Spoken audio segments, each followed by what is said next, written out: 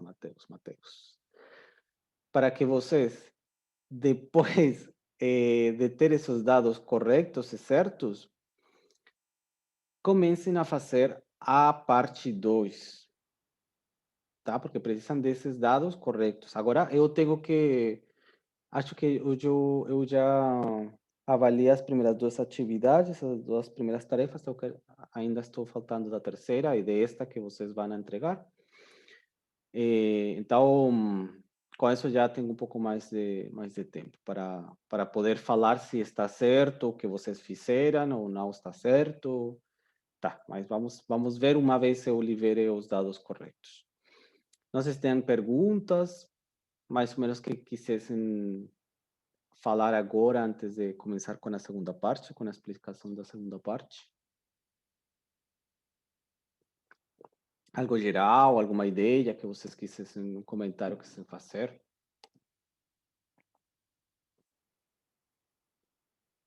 Ou por enquanto não?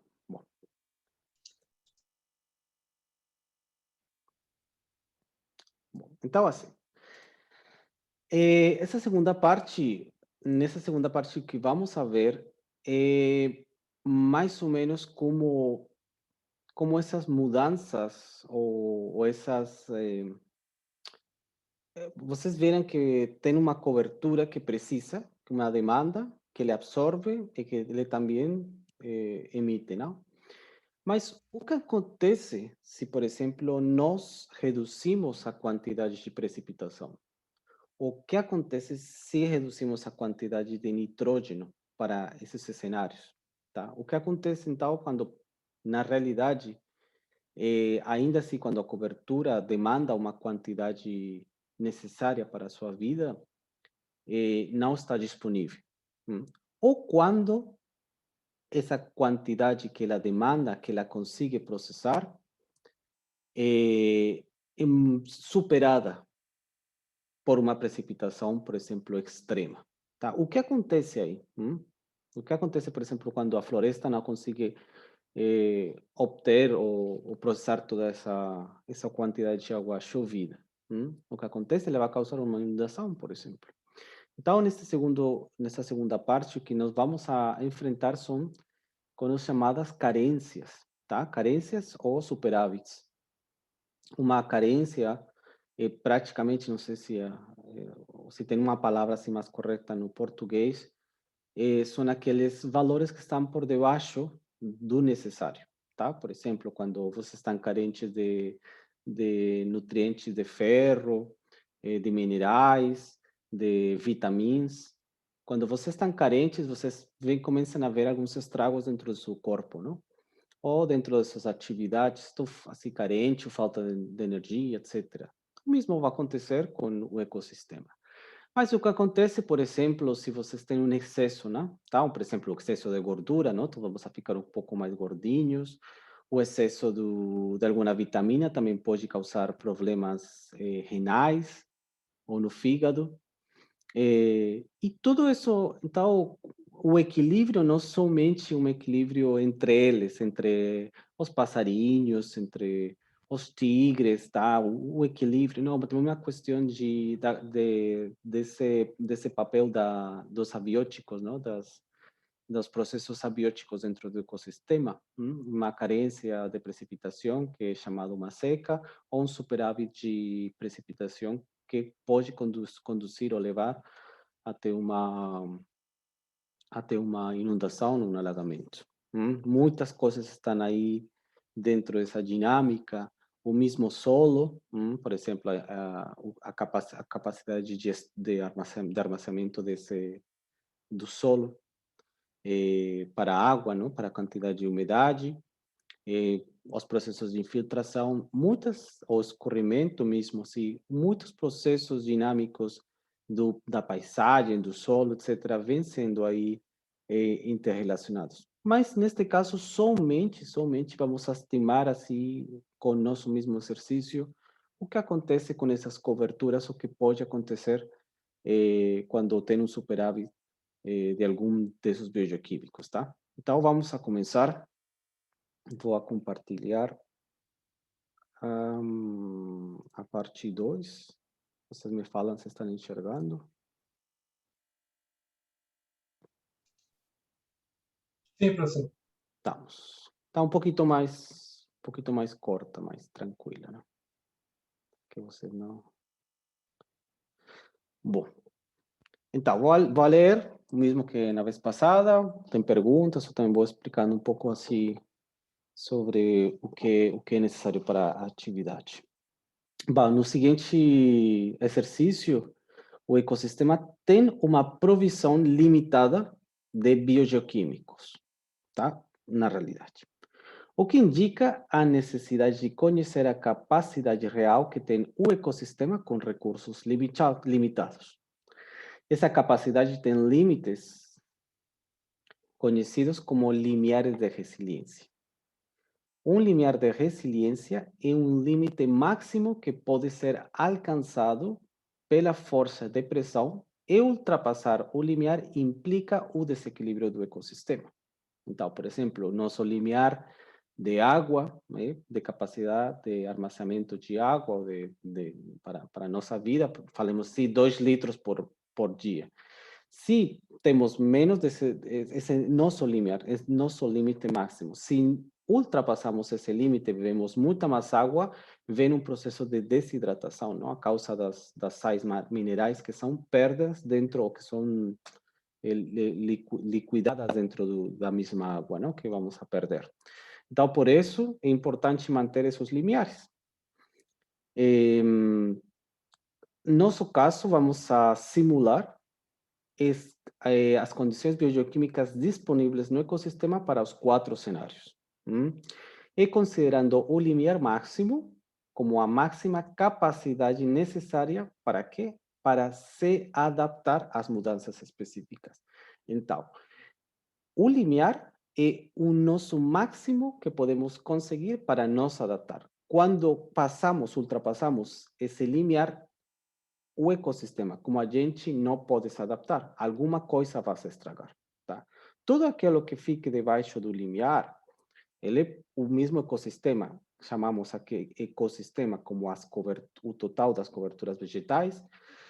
Esse ecossistema consegue se adaptar, consegue ter esta quantidade de oxígeno, uma quantidade de nitrógeno, processa o dióxido de carbono, tudo isso está mais ou menos em equilíbrio, que ele emite, ou qualquer coisa que fica por debaixo vai ser muito possível de manipular. Mas qualquer coisa que ultrapasse, qualquer biogeoquímico que ultrapasse, ou qualquer perda de cobertura vegetal que seja necessária para esse equilíbrio, vai causar estragos. Se um biogeoquímico ultrapassa o limiar, o ecossistema puxa uma força dinâmica do território, gerando desequilíbrios múltiplos. O que quer dizer com isso? Que, por exemplo, no caso de uma precipitação, de uma chuva muito forte, muito intensa, que o mesmo ecossistema, nossas coberturas vegetais, não consigam armazenar ou processar, automaticamente a força dinâmica do território vai criar uma inundação. No caso, por exemplo, de dióxido de carbono, o que poderia acontecer se temos uma quantidade máxima de dióxido de carbono que ele consiga processar e o dióxido de carbono vai ficar praticamente sem processar, vai ficar indisponível, né?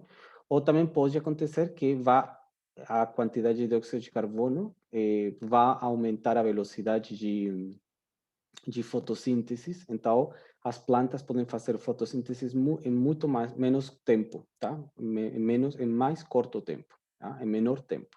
O que implica necessariamente que as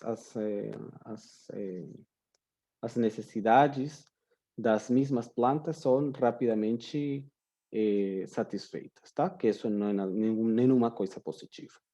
Porque precisamos que elas continuem fazendo processamento de dióxido de carbono até que chegue à noite, tá? Se isso, por quê? Vamos ver mais adiante, quando o dióxido de carbono e outros bioquímicos ficam livres aí na atmosfera, na parte da superfície, e como eles interatuam com a luz solar, interatuam com outros químicos ou com a mesma temperatura, ele eles podem criar novos biogeoquímicos que aumentam esse forçante radioativo, essa capacidade de forçante radioativo, e outros tipos de bioquímicos que vão contaminar ainda mais. Por exemplo, no caso de ozônio troposférico, ele é causado por sulfuros, nitrogênio na mistura e com calor. Então, no passar do dia, o ozônio troposférico vai ser mais criado e vai a contaminar muito mais. Então, quando esses agentes bioquímicos não são processados devidamente ou nesses períodos que vão propiciar a criação de novos agentes contaminantes. Estamos? Aí, certo? Ou não? Tá. Bom. E aqui coloco um exemplo. O ecossistema tem uma capacidade de absorção de precipitação total de 14.880 decímetros cúbicos, no total, que isso é o resultado da somatória de todos os valores de entrada de precipitação das mesmas coberturas. Por exemplo, para o cenário A. E para o cenário D é 18.080. Tá? Aí tem uma diferença. A diferença entre o cenário A e o cenário D, qual pode ser, Márcia? O que mudou entre um cenário a outro?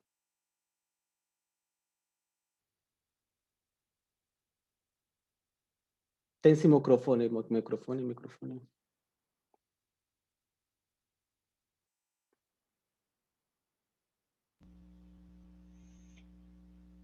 Professor, o que mudou foi a maior quantidade de absorção em água, né?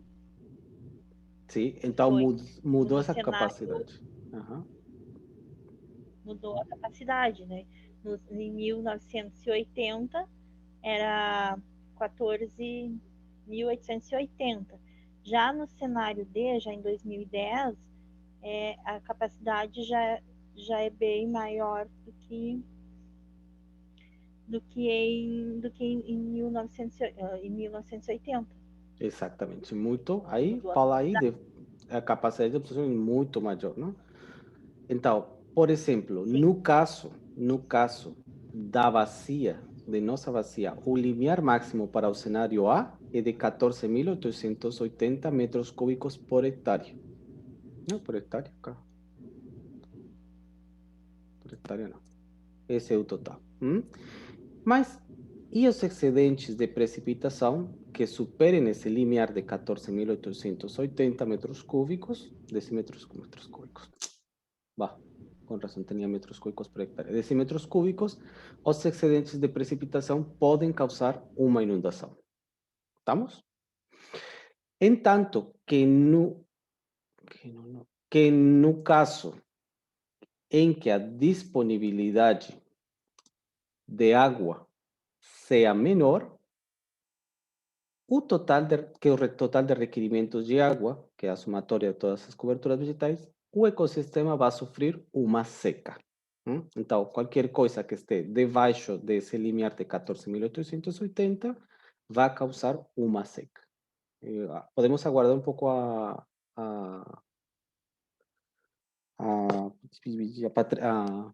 esqueci o nome dela. Bueno, que se desconectou. Renata? Renata, podemos aguardar um pouquinho? Podemos. Para não ter que repetir. Vamos ver. Então, mais ou menos está se entendendo, não? Vai ficar. Tá. O que pode acontecer? De um lado, pode acontecer uma inundação e do outro pode acontecer uma seca. Bom. No caso que com um valor de disponibilidade de precipitação para o ano 1980 de 15.000 decímetros cúbicos, isso resulta em um excedente ou em um excesso de 120 decímetros cúbicos. São o resultado entre a precipitação total de 15.000 menos a absorção total, que é a somatória das coberturas vegetais, de 14.880. Isso vai dar um resultado, admitir,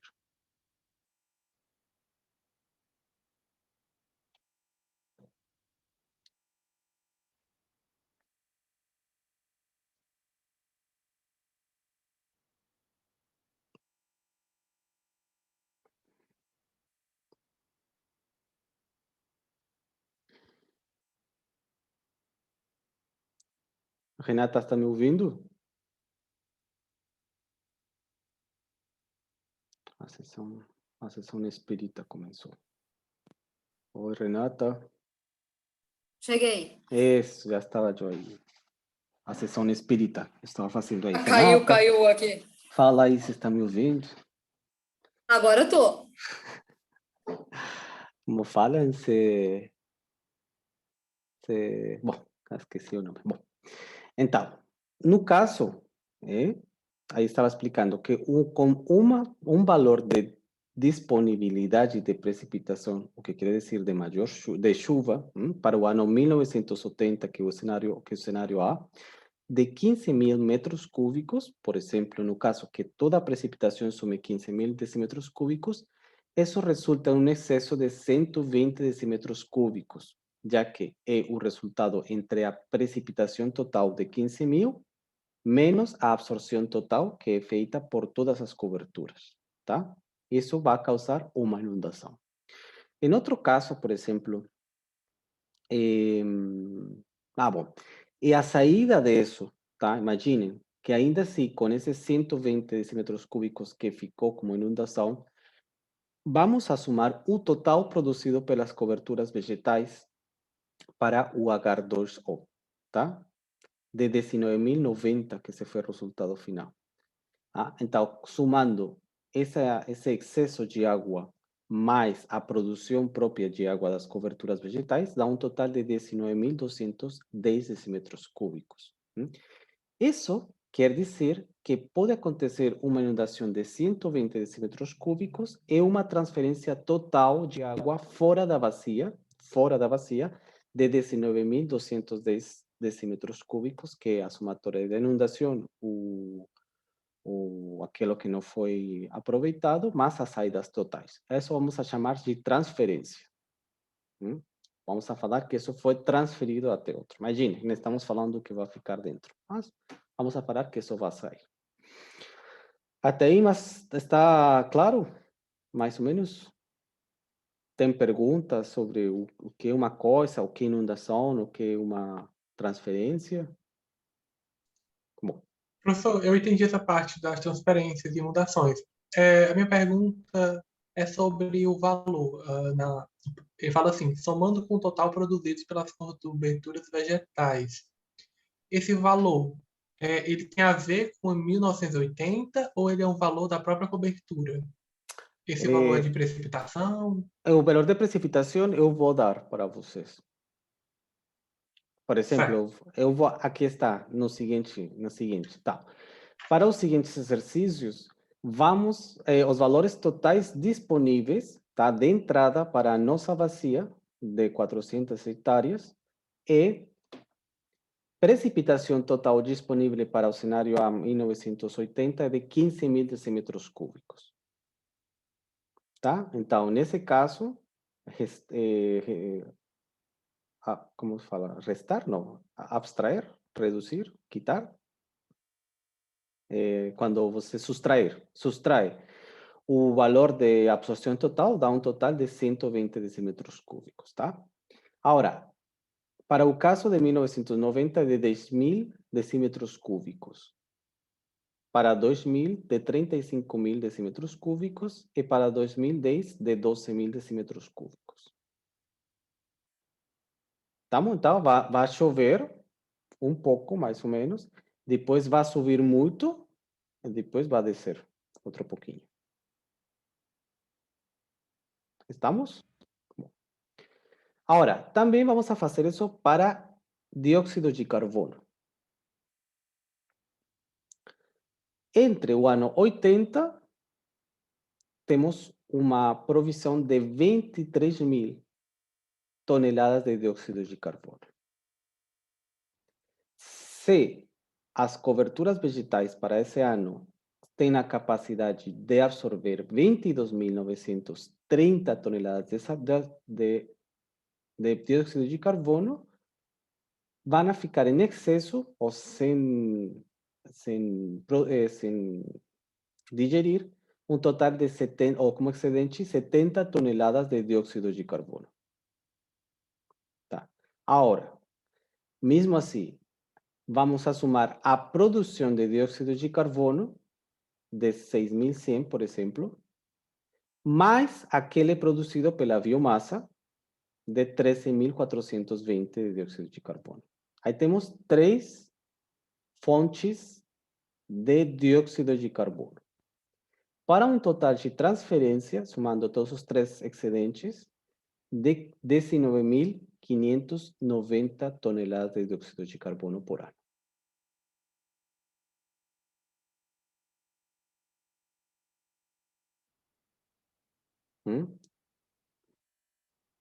Vou volver a dizer. Bom, então, lembremos que dióxido de carbono por si mesmo, dentro de nosso ecossistema de coberturas vegetais, eles têm uma capacidade de absorção e a produção deles fora da respiração, incluindo a respiração, por exemplo, também vai ter com a biomassa, não? Quando a biomassa é liberada, também vai produzir dióxido de carbono. Então, aí temos 2 fontes. E vamos a sumar o valor que fica como excedente daquele que não foi absorvido. Então, por exemplo, no caso que para nosso cenário A de 22.930 toneladas de capacidade de absorção por todas as coberturas vegetais, menos o valor de entrada, vai ficar excedendo 70 toneladas. Agora, como ficaram excedendo 70 toneladas, também vamos a sumar aquilo que ela foi produzindo, as coberturas vegetais produziram como saída, tá? Que foi através da respiração. Um total de 6.100 toneladas. E também lembremos da biomassa, que ela produz 30 toneladas de dióxido de carbono por tonelada de biomassa. No nosso caso, foi mais ou menos 13.420 de dióxido de carbono, para um total de 19.590 toneladas de dióxido de carbono por ano como transferência. ¿Estamos aí? Pergunta. Professor, é a saída do dióxido de carbono e a saída do dióxido de carbono a partir da biomassa, ele vai ser dado ou a gente vai ter que calcular? Vocês já calcularam, porque... Então referente à parte 1. Exatamente, vocês já calcularam. Todo esto é com base nos dados anteriores. Lembremos que, que depois de vocês entregarem todos amanhã, eu vou liberar os dados finais, os dados corretos. Tá? Então, eu vou dar quanto finalmente foi em biomassa, quanto foi finalmente em dióxido de carbono, etc. Eu vou dar esses dados. Então, a partir desses dados, vocês vão ter que estimar quanto é os excedentes ou as demandas não satisfeitas. Certo. Para o ano, para o seguinte cenário, o B, temos 28.000 toneladas, para o cenário C, 36.000 toneladas, e para o cenário D, 51 toneladas. O que significa isso, Renata?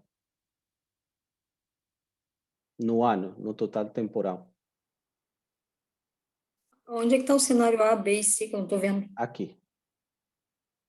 Esses daí. Hum. Desculpa, pode fazer a pergunta novamente? Isso, que significa, então, essas mudanças de dióxido de carbono, de entradas de dióxido de carbono disponíveis. 2010, ele vai aumentando a cada ano, a cada 10 anos vai aumentando a entrada de dióxido de carbono, é isso? Exatamente. Tá, então, vamos a nos preparar também a uma maior quantidade de dióxido de carbono disponível, tá? E também finalmente de transferido, porque o nosso ecossistema acha que nossas coberturas vegetais não são capazes de processar toda essa quantidade de dióxido de carbono. Porque no caso do cenário A, que tem a maior quantidade de absorção de dióxido de carbono, acho que mais ou menos 22.930, ela vai se reduzindo constantemente. Agora não lembro, mas mais ou menos vai ter mudanças. E isso vai a se enfrentar a esse incremento de dióxido de carbono liberado. E finalmente, para cada ano, exatamente, vamos a deixar uma disponibilidade de nitrógeno e de fósforo de nitrógeno de 9.000 gramas por ano e de 9.600 gramas por ano de fósforo. tá? Cada ano, cada 10 anos, a cada cenário vai ter exatamente a mesma entrada de nitrógeno de 9.000 e a mesma entrada de fósforo de 9.600, tá? Então, aí já vemos que tem uma quantidade disponível, o ecossistema de coberturas, nossas coberturas vegetais vão processar essa quantidade, o que fica excedendo vai ficar livre, vai se sumar com aquilo que o mesmo ecossistema vai produzir e depois vai ser transferido a outro ecossistema. Mesmo os tipos de cálculo são bem simples. Esses são muito simples. É uma questão de restar, de sustrair, tá? Sustrair. Não tem que fazer nada mais. Sustrair um valor de outro valor. Essa é bem simples. Então, o que peço para vocês é que respondam as seguintes perguntas ou requerimentos. Primeiro, calcule em cada cenário da bacia o comportamento que cada biogeoquímico tem em referência aos totais disponíveis. Então, para o cenário A, preciso que vocês me falem qual foi esse comportamento, se reduz ou não se reduz, em quanto foi esse cálculo, não? Números. E para o cenário B, o mesmo, que aconteceu com nitrógeno, o nitrógeno foi menor, o nitrógeno foi maior. Vocês podem tanto usar a tabela, porque uma tabela é para calcular, e simplesmente indicar o comportamento. No cenário A, resultou um excedente de precipitação de tanto, com um total de transferência de tanto. Ponto. Podem usar isso, podem usar em palavras, ou podem usar uma tabela, tá? Como vocês gostem.